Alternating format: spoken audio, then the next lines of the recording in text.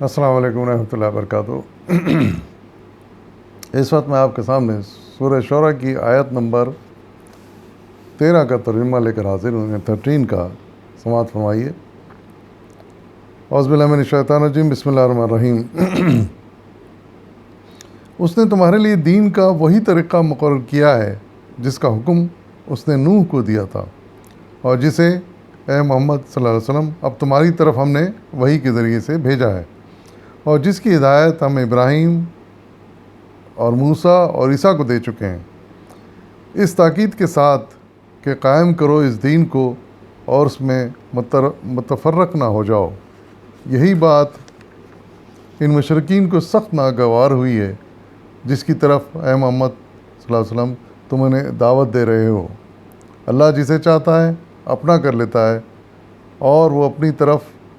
آنے کا راستہ اسی کو دکھاتا ہے جو اس کی طرف رجوع کرتا ہے۔ صدق اللہ العظیم۔ ان آیت میں اللہ تعالیٰ نے ایک بڑی اہم بات ارشاد فرمائی ہے، اور وہ یہ کہ یہ دین اسلام جو ہے،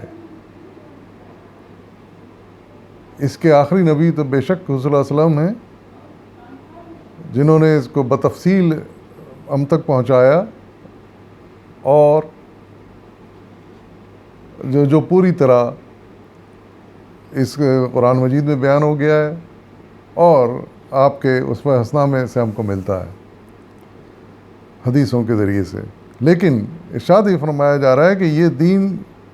وہی دین ہے جو اس سے پہلے نبیوں کو عطا کیا گیا تھا، نبیوں کے ذریعے انسانوں تک پہنچایا گیا تھا۔ اس میں مثال دی گئی ہے کہ حضرت نوح، حضرت ابراہیم، حضرت موسیٰ اور حضرت عیسیٰ علیہ السلام، یہ سب اسی دین کو لے کر آئے تھے۔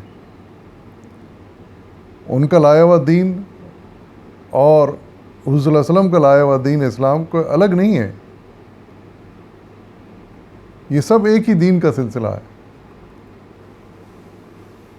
فرق یہ ہے کہ وہ دین یا وہ شریعت جو ان تک پہنچائی گئی ان نبیوں تک،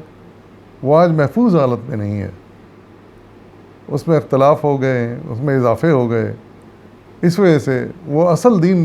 باقی نہیں رہا، جیسا کہ اسلام ہمارے پاس خالص حالت میں موجود ہے۔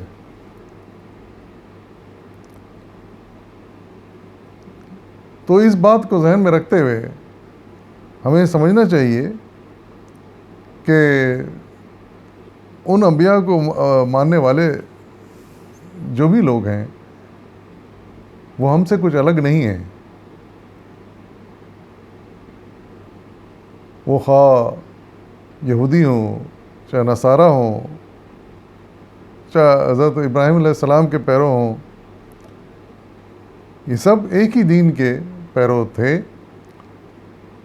لیکن بعد میں اختلافات پیدا ہونے کی وجہ سے ان میں گروہوں میں یہ بٹ گئے، یا ان کے احکامات پوری وضاحت کے ساتھ آج باقی نہیں ہیں۔ اور یہی وجہ ہے کہ صلی اللہ علیہ وسلم تشریف لائے، اور آپ نے پھر اسی دین کو جو پچھلے انبیاء کے ذریعے سے پہنچا تھا واضح کر دیا، اور اس کو پوری طرح قائم کر دیا۔ یہ اسی لیے اللہ تعالیٰ یہاں ارشاد فرما رہے ہیں کہ ان پر بھی یہ فرض تھا کہ اس دین کو قائم کریں اور آپس میں تفرقہ نہ پیدا کریں، اور اب یہ ہم مسلمانوں کے یہ ذمہ داری ہے کہ اس دین کو قائم کریں اور آپس میں اختلاف نہ کریں۔ اس سلسلے میں مولانا سید ابوالعلا مودودی نے اپنی تفسیر میں وضاحت کی ہے۔ آپ اس کے حاشیہ نمبر 20 کے تحت آپ لکھتے ہیں، تحریر کرتے ہیں، یہاں اسی بات کو پھر زیادہ وضاحت کے ساتھ بیان کیا گیا ہے جو پہلی آیت میں ارشاد ہوا تھا۔ اس میں صاف صاف بتایا گیا کہ محمد صلی اللہ علیہ وسلم کسی نئے مذہب کے بانی نہیں ہے، نہ انبیاء میں سے کوئی اپنے کسی الگ مذہب کا بانی گزرا ہے، بلکہ اللہ کی طرف سے ایک ہی دین ہے جسے شروع سے تمام انبیاء پیش کرتے چلے آ رہے ہیں، اور اسی کو محمد صلی اللہ علیہ وسلم بھی پیش کر رہے ہیں۔ اس سلسلے میں سب سے پہلے حضرت نوح کا نام لیا گیا ہے جو طوفان نوح کے بعد موجودہ نسل انسانی کے اولین پیغمبر تھے۔ اس کے بعد نبی صلی اللہ علیہ وسلم کا ذکر کیا گیا جو آخری نبی ہیں۔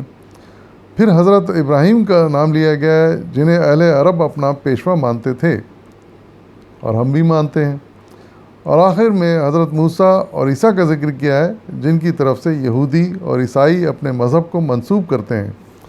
اس سے مقصود یہ نہیں ہے کہ انہی 5 انبیاء کو اس دین کی ہدایت کی گئی تھی، بلکہ اصل مقصد یہ بتانا ہے کہ دنیا میں جتنے انبیاء بھی آئے ہیں سب ایک ہی دین لے کر آئے ہیں، اور نمونے کے طور پر ان 5 جلیل القدر انبیاء کا نام لیا گیا ہے جن سے دنیا کو معروف ترین آسمانی شریعتیں ملی ہیں۔ تو اس وضاحت سے مزید اندازہ ہوتا ہے کہ در حقیقت یہ وہی جو پچھلے انبیاء دین لائے تھے، اسلام وہی دین ہے، صرف مسئلہ یہ پیدا ہوا کہ اس میں اختلاف ہوئے اور لوگوں نے مختلف گروہ بنا لیے، مختلف چیزوں کا اس میں اضافہ کر دیا، کچھ چیزیں اس دین میں سے نکال دی گئیں، لیکن پھر حضور صلی اللہ علیہ وسلم جب تشریف لائے انہوں نے پھر اس دین کو تازہ کیا، اس کو خالص کر دیا، اس میں جو چیزیں اضافہ ہو گئی تھیں وہ نکال دیں، جو چیزیں کم کر دی گئی تھیں، ختم کر دی گئی تھیں وہ دوبارہ رائج کر دیں، اور اس طریقے سے آج یہ دین پھر ہمارے ہاتھ میں مکمل حالت میں ہمارے پاس موجود ہے۔ اور یہی اللہ تعالیٰ ارشاد فرما رہے ہیں کہ اب اس دین کو قائم کرو اور پھر آپس میں اختلاف نہ کرو۔ اور یہی بات ارشاد فرما رہے ہیں اللہ تعالیٰ کہ ان مشرکین کو بری لگی ہے کہ ہم اسی دین کو مان رہے ہیں جو کہ انبیاء کا دین تھا، خالص دین جو حضور صلی اللہ علیہ وسلم پیش کر رہا ہے، ہم اس کو مان رہے ہیں، لیکن وہ اس کو مان کے نہیں دے رہے تھے، ان کو برا لگ رہا تھا یہ، کیونکہ وہ بتوں کے پجاری ہو چکے تھے، انہوں نے شرک شروع کر دیا تھا، اس خالص دین کو چھوڑ کر جو انبیاء لے کر آئے تھے پچھلے، اس کو ترک کر دیا تھا، اس میں کمی یا اضافے کر دیے تھے، اور اب انہیں